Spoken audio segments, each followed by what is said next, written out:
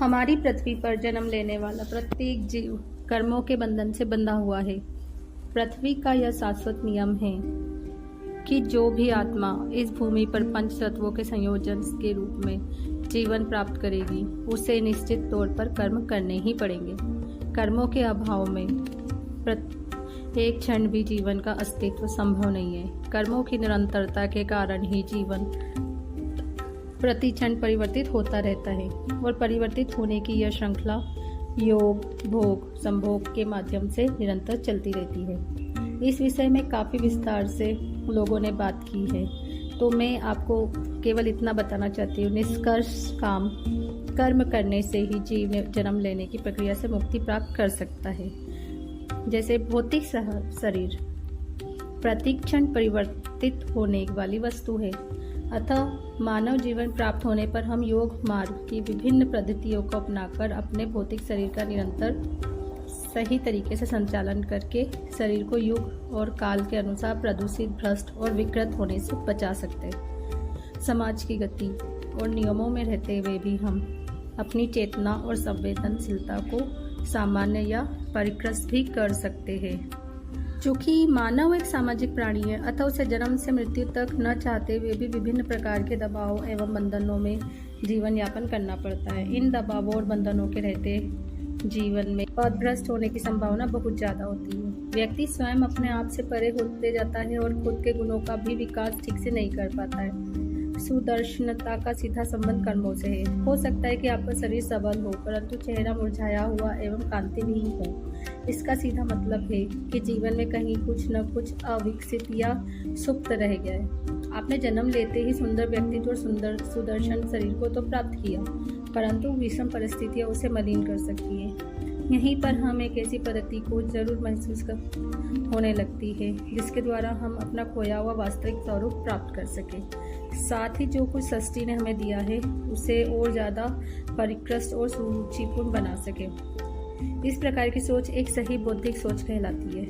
पशुतुल्य जीवन में बौद्धिक चिंतन का नितांत अभाव होता है। जैसे हम रोज एक डेली क्लॉक के हिसाब से काम करते हैं। सुबह उठते हैं, नहाते धोते हैं, चाय पीते हैं, खाना खाते हैं, अपने काम पे चले जाते हैं, फिर वहाँ से थक हार के आते हैं, फिर खाते हैं, ठूसते हैं और फिर सो जाते हैं। ये एक पशु समान जीवन है। बौद्धिक सोच के साथ मिश्रित किया गया शुद्ध कर्म ही मनुष्य को पशु से नर और नर से देवत्व की स्थिति में पहुंचा सकता है। जिस प्रकार जन्म लेते समय हमारे पास जो शरीर होता है, वह शरीर धीरे धीरे समय के साथ परिवर्तनशील होते हुए वृद्धावस्था तक पहुंच जाता है। ठीक इसी प्रकार मानव जीवन में मनुष्य देवत्व से ऊपर उठकर ब्रह्मत्व तक पहुंचने की क्षमता रखता है। नर से नारायण की प्रक्रिया भी मानव के लिए संभव है। कर्मों का तात्पर्य मात्र दैहिक कर्मों से ही नहीं है, बल्कि उसके साथ साथ मानसिक और चेतन कर्मों से भी होता है। इस ब्रह्मांड में कुछ भी अनिश्चित नहीं है। सब कुछ संपूर्ण घटनाएं सभी निश्चित और पूर्ण निर्धारित है, क्योंकि प्रत्येक घटना के पीछे एक घटना है और वर्तमान घटना के आगे भी कुछ घटित होने वाला है।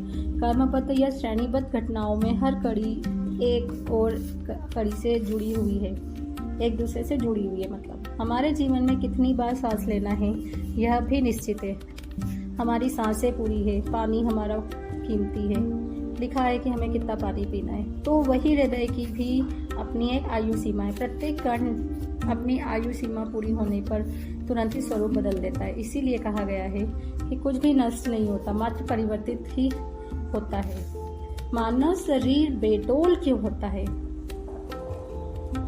इसका उत्तर बहुत ही सहज और सरल है। जैसे एग्जाम्पल के लिए आपके पैरों के लिए एक निश्चित कर्म निर्धारित है, चलना, परंतु किसी कारण आप उससे चल नहीं पा रहे, बैठे हैं, जैसे कि आपको कहीं जाना नहीं हो पाता है और आप घर में बैठे हैं, तो आपके बेचारे बचे हुए स्थूल कर्म चर्बी मांस के रूप में आपके पेट के आसपास एकत्रित हो जाती है और यह संचय की प्रवृत्ति का घोर है। अगर शरीर में कहीं भी कोई आक्रामकता आती है तो अन्य अंग भी प्रभावित होते हैं। जैसे आपने पैरों से चलना बंद कर दिया तो चर्बी कहाँ जम गई? आपके पेट पे जम गई और उसकी वजह से और भी अंग प्रभावित हुए और उसी की वजह से आपका शरीर बेडोल होने लग जाता है। जब आप अंदर उतरेंगे और पारंगत हो जाएंगे योग के जरिए, तो आप में ठीक उसी प्रकार की ऊर्जा जागृत हो जाएगी जैसे कि सूर्य में होती है। जैसे सूर्य खुद भी प्रदीप्त होता है, खुद का प्रकाश लेता है और दूसरों को भी देता है। यह त्रिव योग भोग और संभोग की प्रक्रियाओं को और पैदा करता है। असीमित ऊर्जा और प्रकाश आपके अंदर मौजूद हो जाएगा। यह केवल आपको योग के जरिए किया जा सकता है। योग वो संपूर्ण क्रिया है जिसका विकास मानव अस्तित्व के सभी पहलुओं को ध्यान में रखकर किया गया है।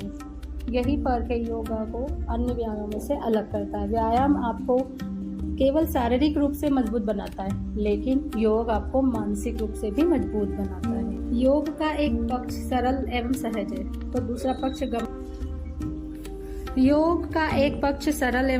है तो दूसरा पक्ष गंभीर एवं दार्शनिक से भी परिपूर्ण है। जब तक आप में स्वयं की दार्शनिकता विकसित नहीं होगी तो जीवन दार्शनिक कैसे बन पाएगा। मस्तिष्क को सामान्य अवस्था में क्रियाशील रखने के लिए जब तक आप में स्वयं की दार्शनिकता विकसित नहीं होगी तो जीवन दार्शनिक कैसे बन पाएगा। मस्तिष्क को सामान्य अवस्था में क्रियाशील रखने के लिए शून्यता की भी परम आवश्यकता है।